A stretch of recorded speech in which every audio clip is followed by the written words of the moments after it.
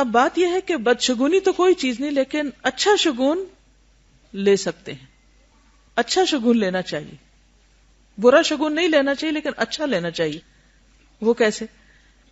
ابو ہریرہ سے روایت ہے، رسول اللہ صلی اللہ علیہ وسلم نے فرمایا، کوئی بیماری متعدی نہیں، نہ فعل بد کوئی چیز ہے، البتہ مجھے نیک فعل پسند ہے.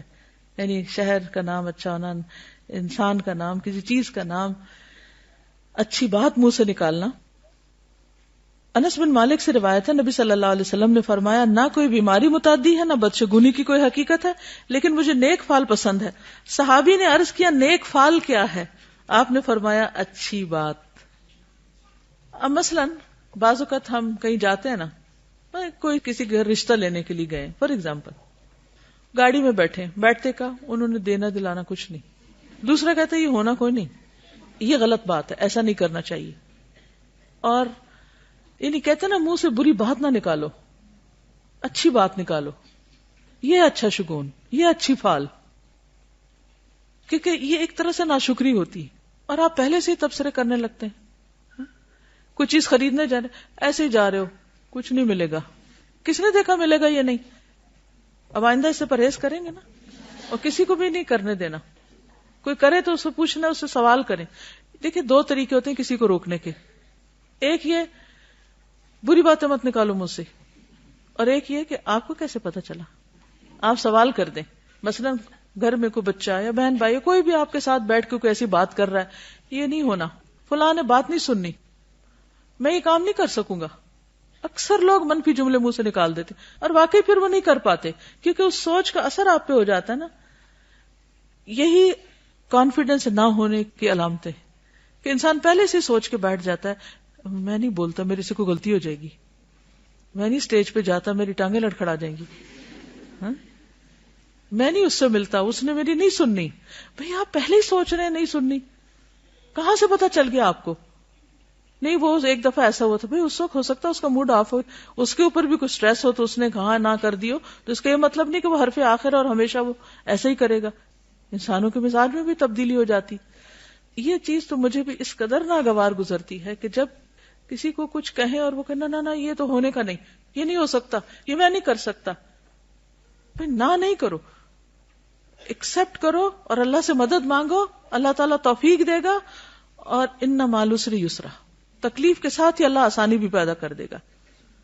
دیکھیے وہی والی بات نا، جو بدشگونی لیتا ہے وہ ترقی نہیں کر سکتا، اعلیٰ درجات تک نہیں پہنچ سکتا، نہ دنیا میں نہ آخرت میں. جب آپ کام ہی نہیں کر رہے، پہلے سے ہی سوچ کے بیٹھ جائے کہ یہ نہیں ہونے کا، تو وہ کہاں سے ہوگا؟ تو منفی سوچ جو ہے یہ انسان کی دشمن ہے. سوچ مثبت کر لیں، اپنا لینس چینج کر لیں. تم تو نکمے ہو، تم نے کچھ نہیں بننا، تم نے کچھ نہیں کرنا. یہ مائیں بہت منفی جملے بولتی ہیں، یہ بھی نہیں کہنے چاہیے. پھر اسی طرح کسی پہ لعنت نہیں بھیجنی چاہیے. اگر وہ پڑ گئی اس پہ تو وہ تو گیا. ہمارے ملک کا کوئی حال نہیں، اس قوم کا کوئی حال نہیں، اس نے تو کبھی ترقی کرنی نہیں، یہ تو بس زوال ہی زوال آئے گا. اور آپ دیکھنا تو صحیح حالات کیا ہوتے ہیں. اللہ اکبر. یہ جملہ تو مجھے اس قدر برا لگتا ہے. پھر تمہیں کہاں سے غیب کا علم ہو گیا کہ حالات کیا ہوں گے؟ ابھی دیکھنا آئندہ کیا ہوتا ہے.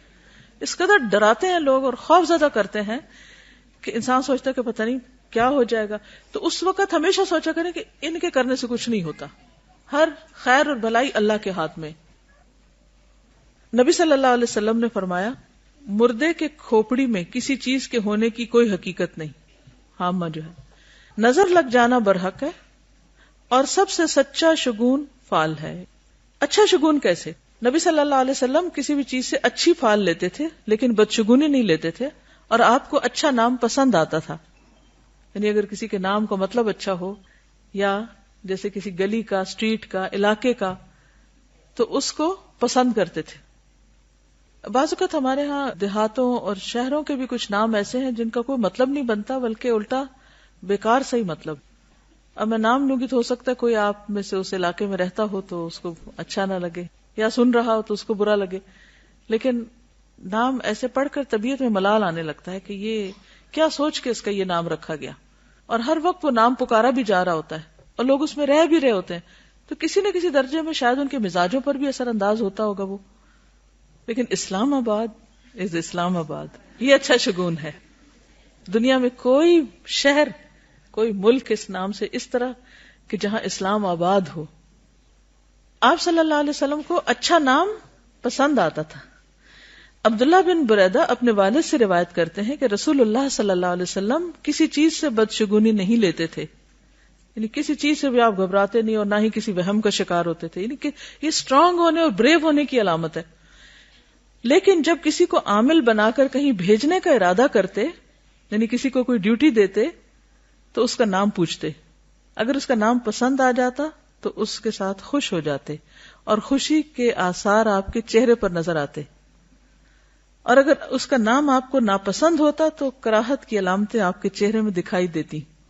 اسی طرح جب کسی بستی میں داخل ہوتے تو اس کا نام پوچھتے. اگر اس کا نام پسند آ جاتا تو آپ خوش ہو جاتے اور خوشی کے آثار نظر آنے لگتے، اور اگر نام ناپسندیدہ ہوتا تو چہرے پر ناپسندیدگی کے آثار نظر آتے تھے. چہرے کو سچا ہونا چاہیے نا.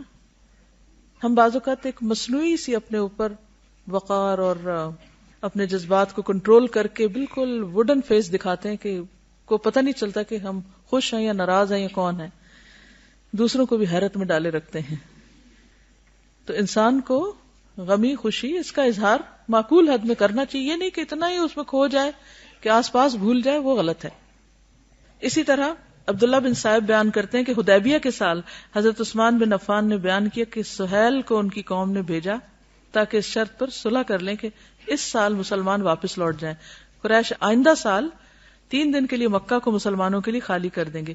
تو رسول اللہ صلی اللہ علیہ وسلم نے سہیل کے آنے کی خبر پر کیا فرمایا تھا؟ اللہ نے تمہارا کام آسان کر دیا. یہ ہے اچھی فال لینا، یعنی اچھے نام سے اچھا گمان رکھنا اور اچھے مقصد کی امید رکھنا، اور یہ ایک طرح سے اللہ سے اچھا گمان رکھنا ہے. عام طور پر لوگ بے سوچے سمجھے ماڈرن ناموں کے پیچھے بھاگ رہے ہوتے ہیں، حالانکہ ان کا کوئی خاص مقصد نہیں ہوتا. انس رضی اللہ عنہ سے روایت ہے کہ نبی صلی اللہ علیہ وسلم جب کسی کام کے لیے باہر نکلتے تو آپ کو یہ اچھا لگتا کہ یہ سنے کہ یا راشد یا نجیح، یعنی اچھی بات کوئی کرے، کام ہو جائے گا، کامیاب ہو جائے گا. نجاح کامیابی کو کہتے ہیں نا. پھر اسی طرح انس بن مالک سے روایت ہے کہ رسول اللہ صلی اللہ علیہ وسلم نے فرمایا، میں نے ایک رات وہ دیکھا جو سونے والا دیکھتا ہے. کیا؟ گویا کہ ہم عقبہ بن رافع کے گھر میں ہیں اور ہمارے پاس ابن طاب قسم کی تازہ کھجوریں لائی گئی. ابن طابق. تو میں نے اس کی تعبیر یہ سمجھی کہ دنیا میں ہماری عظمت ہوگی اور آخرت میں بچاؤ ہوگا اور ہمارا دین بہت عمدہ ہوگا. یعنی اچھی تعبیر کرنا. یعنی بعض لوگ خواب کی بھی بری تعبیر کر دیتے ہیں، تو اس سے بھی بچنے کو کہا گیا. اگر اچھی بات سمجھ میں آتی ہے تو بولو، انشاءاللہ اچھا ہو جائے گا، اور اگر کوئی بری بات زبان پہ آ رہی ہے تو اس کو روک لو. ابو ہریرہ سے مروی ہے کہ رسول اللہ صلی اللہ علیہ وسلم نے کوئی بات سنی جو آپ کو اچھی لگی تو فرمایا کہ ہم نے تمہارے منہ سے اچھی فال لی، اخذنا فألک من فیک. تو خلاصہ کیا ہے کلام کا؟ اچھی باتیں بولیں، مثبت باتیں کہیں، امید والی باتیں کریں، پر امید رہیں، مثبت سوچ رکھیں. مثلا اگر کوئی سفر پہ جا رہا ہے تو کیا کہنا چاہیے؟ تم نہ جا سکو، کہنا چاہیے؟ نہیں، کیونکہ اگر اس نے جانا تو جائے گا لیکن دل خراب کر کے جائے گا نا. تو اچھی کسی کی کوئی خبر سن کے تم اسے اچھے کلمات نکالنے چاہیے، برے کلمات نہیں نکالنے چاہیے. بچوں کو بددعائیں دینا، لوگوں کے ساتھ برا بھلا سلوک کرنا، یہ ساری چیزیں زندگیوں کو حرام کر دینے والی ہوتی ہیں. جی ہاں، وہ بھی اس میں آتی ہے کہ وہ جو لکیریں دکھاتے ہیں اور ذائچے نکلوانا، اور بعض تاریخوں کو منحوس سمجھنا، بعض دنوں کو منحوس سمجھنا، بعض لوگوں کو منحوس سمجھنا، بعض مہینوں کو شادی کے لیے منحوس سمجھنا، یہ ساری چیزیں جو ہیں ان کی کوئی حقیقت نہیں، اور ایسے کرنا بالکل درست نہیں. اصل بات یہ ہے کہ انسان کو اللہ پہ بھروسہ کرنا چاہیے. قل لن یصیبنا الا ما كتب اللہ لنا. جب کوئی نقصان پہنچے، جیسے یہ کہہ رہی ہے نا کہ بعض لوگ استخارہ کرتے ہیں، اس وقت اطمینان ہوتا ہے، وہ کام کر لیتے ہیں، پھر کچھ عرصے کے بعد اسی کام میں کوئی نقصان بھی ہو جاتا ہے، تو پھر کہتے ہیں ہم نے تو استخارہ کیا تھا اور بڑا اچھا تھا، لیکن اب یہ میرے ساتھ ایسا کیوں ہو گیا. تو بات یہ ہے کہ اللہ کا فیصلہ ہے، جب جو چاہے کرے. کیا کہنا چاہیے؟ قل. جب کوئی تکلیف آ جائے، نقصان ہو جائے، تو استخارے کو نہیں بلیم کرنا چاہیے، اور نہ اس کی میننگ کو، نہ کسی خواب کو، اور نہ اللہ کے فیصلے کو. کہو لن یصیبنا الا ما کتب اللہ لنا، کہ یہ تکلیف ہمارے لیے لکھی ہوئی تھی، یہ ہماری تقدیر کا حصہ تھی کہ ہمیں ہرگز کوئی بھلائی یا برائی نہیں پہنچتی مگر وہ جو اللہ نے ہمارے لیے لکھ لی، وہی ہمارا مولا ہے. اور ایمان والوں کو اللہ پر توکل کرنا چاہیے. بعض لوگوں نے ایک موضوع حدیث گھڑی ہوئی ہے کہ جو شخص مجھ کو ماہ سفر گزرنے کی بشارت دے گا میں اس کو جنت کی بشارت دوں گی. بالکل غلط بات ہے اور اس کو حدیث کہنا بھی نہیں چاہیے. اس میں آپ دیکھیے کہ مثلا سیدنا طاؤس کا ایک قصہ ہے کہ وہ اپنے ساتھی کے ساتھ ایک سفر پہ جا رہے تھے. راستے میں کسی مقام پر کوا کائیں کائیں کرتا ہوا گزرا. یہ سن کر ان کا ساتھی بول اٹھا خیر ہو، بھلائی ہو. تو وہ فوراً کہنے لگے کہ اس میں کون سی بھلائی ہے؟ کہنے لگے میں تمہارے ساتھ سفر نہیں کر سکتا. انہوں نے اس کو چھوڑ دیا، کیونکہ ایسی کمپنی میں انسان جب رہتا ہے تو لا محالہ وہ پیسively وہ اثرات انسان کے اوپر آتے جاتے ہیں، جس کا نقصان یہ ہوتا ہے کہ انسان پھر انہیں بغیر سوچے سمجھے ان چیزوں کا شکار ہو جاتا ہے. اسی طرح آپ ایک سواری سے اتر آئے تھے کہ جس پہ لعنت کی گئی تھی. ایک جگہ پر آپ نے نماز نہیں پڑھی تھی کیونکہ سب لوگ وہاں سوئے رہ گئے تھے اور کوئی نماز کے لیے نہیں اٹھا تھا. تب آپ دیکھیے کہ جس کمرے میں جس گھر میں لوگ نماز ہی نہ پڑھیں تو نحوست تو وہاں اترنی.